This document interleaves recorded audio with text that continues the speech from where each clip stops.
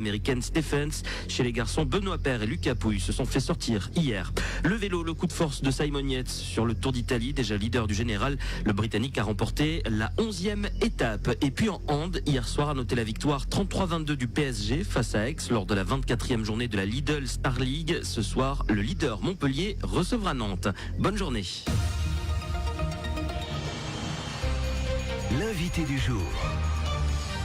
On parle foot ce matin, 7h45 en direct avec le président du Montluçon Foot, François Brochet. Bonjour.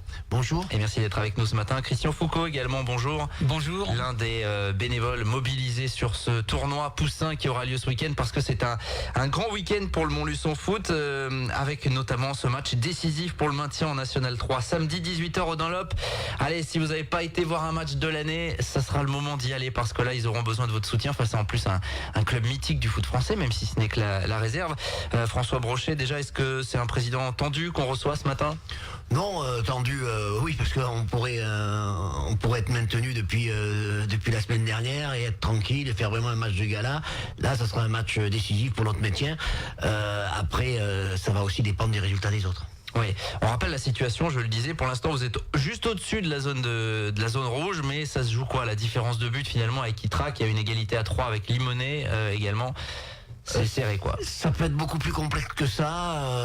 Si Bourg gagne contre Limonest, Ytrac perd à Volvic, on se retrouve à 4 et là va falloir sortir les calculettes. Ouais. S'il y a égalité de points, c'est quoi ? C'est la différence de but Non, s'il y a égalité de points, c'est en fait un championnat entre les équipes à égalité. C'est-à-dire que dans la pire des choses, si Bourg gagne contre Limonest et que nous on perd contre Saint-Etienne et qu'Ytrac gagne à Volvic, on se retrouve à 3 et là on serait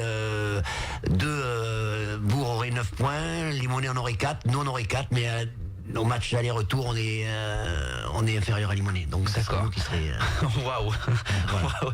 Il va falloir qu'on se fasse un petit papier parce que là c'est vrai que c'est avec des égalités à 3 ou à 4 ça devient forcément compliqué. Bon, vous le disiez, vous avez raté le coche surtout samedi dernier contre Volvic qui avait plus rien à jouer. Voilà, donc on n'a pas pris le match à notre compte. C'est vrai qu'on aurait pu être sauvé dès samedi dernier, comme l'a été Chamalières en gagnant. Bon, mais je pense que ce serait un résumé trop simpliste de dire que la saison s'est jouée contre Volvic. La saison, je pense que, comme je l'ai dit déjà à maintes reprises, je pense que il n'y a pas beaucoup de Montluçonnais qui auraient mis 1 euro sur notre position actuelle à la mi-décembre. Oui, parce qu'on rappelle que la situation était compliquée, qu'il y a eu un changement d'entraîneur notamment. Est-ce que ça serait un désastre, une redescente immédiate ? Non, pour moi, non. Ce qu'il faut surtout, c'est structurer le club, prendre un entraîneur, pas à temps complet parce que nos finances ne le permettent pas, mais le prendre au moins à mi-temps ou à 2 tiers de temps pour structurer le club, de haut en bas, parce qu'on s'aperçoit, je me suis occupé du label puisque c'est un truc fédération cette année, on s'aperçoit que en fait notre club est très jeune puisqu'il a que 7 ans et qu'on n'est pas du tout structuré. Vous attendiez, là, c'était le retour en championnat national d'un club de foot montluçonnais, vous attendiez à ce que cette saison soit aussi compliquée ? Oui, tout le monde s'attendait à une saison compliquée. À partir du moment où on monte, elle devient toujours un peu plus difficile. Mais par contre, je suis un petit peu, pas déçu, mais je suis surpris parce que je pense qu'il y avait une plus grosse différence entre les clubs de Rhône-Alpes et l'Auvergne que ça. Je pensais qu'il y avait une différence plus importante et on s'aperçoit qu'en fait, non. Donc vous le disiez, si ça voulait mal tourner, évidemment on l'espère pas, mais ça serait pas désastreux. Il faudrait essayer d'ambitionner une remontée dans les années à venir. Voilà, tout à fait, il faut structurer et remonter, mais bon, on a des jeunes derrière. Je pense qu'il faut en profiter. Et les former pour pouvoir jouer à ce niveau-là. On s'aperçoit qu'actuellement notre formation ne permet pas d'assurer à coup sûr suffisamment de joueurs qui ont le niveau national 3. Avec quelques recrues qui étaient arrivées cet été, vous estimez qu'elles ont donné satisfaction ? Ça a été compliqué en tout cas sur la première moitié de saison ? Oui, je pense que nos recrues, on n'a rien à reprocher à nos recrues. Je pense que si on n'avait pas pris ces recrues-là, on n'aurait pas gagné un match cette année. On rappelle que ça sera face à Saint-Etienne, donc la réserve de l'équipe pro qui n'évolue qu'en National 3, d'où l'intérêt pour une réserve pro de monter d'un niveau. Saint-Etienne est leader avant le match. Saint-Etienne le sait, s'ils viennent gagner à Montluçon, ça sera la remontée en National 2. Ça donne du piment supplémentaire là, cette soirée de samedi. Ah oui, parce que d'un côté il y a une équipe qui doit gagner pour pas descendre, et de l'autre côté il y a une équipe qui doit gagner, parce que même un nul ne pourrait très bien ne pas leur suffire pour pouvoir remonter. Et quand on était premier toute l'année ou quasiment premier toute l'année, c'est difficile de... Ouais. Et puis ce qu'il faut expliquer aux gens, c'est que voilà, des réserves pro, c'est quand même bien qu'elles soient en N2, quoi. Oui. Parce qu'en N3, c'est compliqué pour. Et puis c'est des joueurs, c'est des futurs joueurs professionnels. Je veux dire, ce sont des joueurs sur les 15 joueurs qu'ils ont, il y en a peut-être une dizaine qui vont signer professionnels. Mobilisation générale, hein, pour amener du monde au stade. Là, c'est le moment de lancer l'appel. Il va faire beau samedi, c'est parfait. Il y a du vélo, vous pouvez directement après aller au Dunlop. C'est ça le but. Voilà, on attend énormément de monde pour soutenir nos jeunes joueurs. Et puis on va avoir aussi tous l'école de foot avec Christian qui va nous amener tout ça suite au tournoi des îlets. Tous les participants à ce tournoi vont venir nous soutenir. Je le disais, oui, parce que c'est un gros week-end pour Montluçon Foot et c'est là que Christian intervient. Parce que c'est donc ce tournoi, parfait, hein, l'enchaînement, on n'avait même pas travaillé avant, hein. C'était parfait. Oui, Christian, donc tournoi national, tournoi poussin du moins. Combien il va y avoir de jeunes sur le pré là aux îlets samedi, dimanche? Il y aura à peu près 300 jeunes, un petit peu moins que l'an dernier, parce que maintenant pour déplacer des clubs sur 2 jours dans ces catégories d'âge là, c'est un peu plus compliqué. Et puis dans les invitations au départ, on s'y est peut-être pris un petit peu en retard, puisqu'on a une cheville ouvrière, Bernard Pinel, qui a pris sa retraite et qui a déménagé de Montluçon. Donc faut le temps de faire le lien. Ouais. Voilà, il y a d'autres personnes. Il y a aussi Claudie Wolf qui était le secrétaire, qui faisait la veille un petit peu en disant attention, vous en êtes dans la préparation du tournoi, qui avait pris un peu de recul aussi parce que ça faisait pas mal d'années. Mais du coup, donc il y aura 300 jeunes. Bon, tout le monde va s'amuser.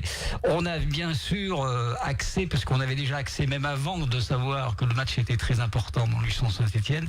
On s'est dit tiens, ça sera chouette, on va décaler les horaires du tournoi et aller voir tous au Dunlop. Et donc là, l'exploit est possible. Il y a que les combats qui sont pas menés, qui sont perdus d'avance, quoi. Donc on sera tous, notre cœur samedi, il sera bien sûr au tournoi, mais il sera encore plus avec cette équipe de jeunes du Montluçon Foot qui, moi, je dis allez, il faut y croire et on sera derrière vous. Je leur ai envoyé des messages parce que je devais donner un petit coup de main à Zachary le mercredi de temps en temps pour s'occuper des petits gardiens de but.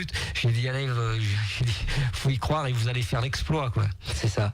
Alors sur les jeunes là, les équipes elles viennent d'où pour le tournoi de il y a Senlis qui vient d'assez loin, il y a Sotteville-les-Rouen, sinon on a Bourges, on a l'AS Montferrand, il y a certains clubs de la Creuse qui n'ont pas pu venir parce qu'ils ont eu une journée, donc il y a des invitations, puisque cette saison aussi il y a eu pas mal d'intempéries, donc il y a eu des reports de compétition. Donc il y a des équipes du Puy-de-Dôme et de la Creuse qui devaient venir, qui se sont désistées, donc c'est un petit peu compliqué. Mais il y aura toujours Montferrand, il y a pas mal de Méra qui vient avec 2 équipes, Commentry, Vallon, donc tous les clubs du coin, toutes les écoles de foot du coin, quoi. À quelle heure ça va démarrer samedi? Ça va donc démarrer les premiers matchs à 14h, premier match à 14h15 et on finit à 17h pour être à 18h tous au Dunlop. Traverser la ville pour et aller. Les cuisiniers auront beaucoup de travail parce qu'il y en a qui seront au Dunlop aux buvettes et après qui viendront servir les repas le samedi soir. C'est un week-end de fou. Donc chapeau à eux qui seront au fourneau, quoi. Ouais. Alors comment ça se passe le samedi? C'est des matchs de classement et puis les phases finales le dimanche. Voilà, il y a des poules de 6-7 avec le nombre d'équipes qui ont été défectueuses et donc le dimanche il y aura 16 équipes sur les 25 ou 26 qui seront présentes, qui vont disputer ce qu'on appelle le challenge national et les autres disputeront un challenge qu'on appellera régional. D'accord. Et le dimanche Le dimanche on repart parce qu'on finit les matchs de brassage qui seront pas finis le samedi et on repart après avec des matchs de groupe de qualification. L'essentiel c'est qu'ils jouent une bonne dizaine, 10, 12, entre 10 et 12 matchs par équipe. Les enfants veulent jouer, quoi. Et il y a quelques beaux talents dans ce genre de tournoi. La finale, ce sera quand à peu près? Vers 17h, vers 17h le dimanche, oui. 17h aux îlets, dimanche pour aller voir ce tournoi. Donc, François Brochet, c'est important, hein, c'est la base ça, les tournois de jeunes. Oui, c'est la base. Enfin, les jeunes, c'est la base pour former un club. Après, c'est vrai que dans l'organisation, ils ont été un petit peu embêtés par le désistement des équipes de la Creuse, puisque le district de la Creuse a mis une journée de championnat le week-end de Pentecôte. Et il serait temps quand même que je pense que nos instances fédérales pensent que les clubs organisent ce jour-là des tournois et qu'ils mettent des matchs à une autre période. Bon, qu'est-ce qu'on peut souhaiter pour samedi? Évidemment la victoire de toute façon vous assure du maintien a priori. Ah oui, la victoire nous assure absolument du maintien, parce que là il n'y aurait pas de problème, même si on est à égalité avec Ytrac, on est meilleur que au goal average particulier, mais voilà, c'est le maintien. Vous avez parlé tout à l'heure de l'entraîneur. Il y aura un changement l'année prochaine. Mathieu Mendès était là un petit peu. Oui, Mathieu Mendès ne désire pas continuer parce qu'il est pris par ses autres obligations. Il nous a rendu service avec Jean-François Jodard et Mickey Riberol pour finir la saison. Mais il y aura un entraîneur qui doit être, à mon avis, comme j'ai dit tout à l'heure, un entraîneur quasiment à temps plein au club. Il y a des pistes qui sont lancées. Oui, les DEF, de toute façon, ce sera un DEF. Et puis, il y a des entretiens qui ont déjà eu lieu, des contacts qui ont eu lieu. Bon, vous viendrez nous annoncer ça? Oui, si c'est toujours moi le président, ça m'étonnerait quand même. Ah, d'accord, il va y avoir donc des changements là aussi avec l'Assemblée générale. Voilà, ça fait déjà quelques temps que vous souhaitiez passer la main. Je vais passer la main. Je resterai dirigeant au club, mais je ne désire plus rester président parce que j'ai eu une saison très difficile et voilà. Ça pèse forcément. On vous tiendra informé de tout ça. Il va y avoir du changement à Montluçon Foot, mais avant, il faut donc assurer le maintien en National 3 et on vous invite évidemment à aller à 18h au Dunlop samedi. Il va faire beau, vous n'aurez pas d'excuses. Et puis le lendemain ou même l'après-midi, n'hésitez pas à aller faire un tour aux îlets donc pour ce tournoi des poussins avec des équipes venues un petit peu de toute la France. On s'en rend compte. C'est le maintien de. C'est ça. On croise les doigts, on l'espère évidemment. Voilà. Rendez-vous dans le Café des Sports aussi dimanche 17h pour tout savoir. Merci à vous deux. Merci beaucoup. Très bon week-end. Bonne mobilisation de tous les bénévoles et puis il est 7h55. Nous on va continuer le direct. L'invité du jour.